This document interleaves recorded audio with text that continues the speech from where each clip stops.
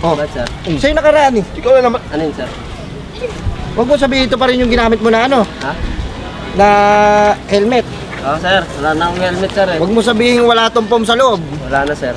Lampas mo sa ulo niya. Wag, Liligtas sir. naman yung Sir. buhay niya eh. Sir, wag, sir. Di talaga kayo nakikinig, no? Sinabihan na nga kayo kasi para sa inyo rin naman yun. Isipin nyo yung ano, isipin nyo yung anak nyo habang Wala na bumabiyahe akong kayo. helmet, sir, eh. May pamilya ka Wala na nag-aabang, akong di ba? helmet, eh. Wala ka ng helmet. Walang pambili. Kasi binasag namin.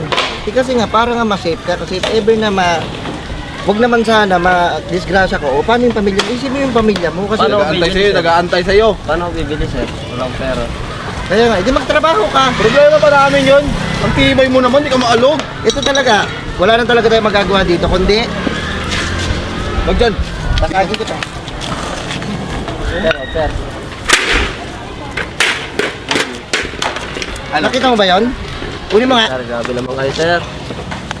Hindi ka natututo Sa ulong mo na lang iampas para ganun din naman. Pag na-disgrasya, duguan din Kaya yan. nga, hindi porket hindi ka nakapagtapos, hindi ka na makikinig.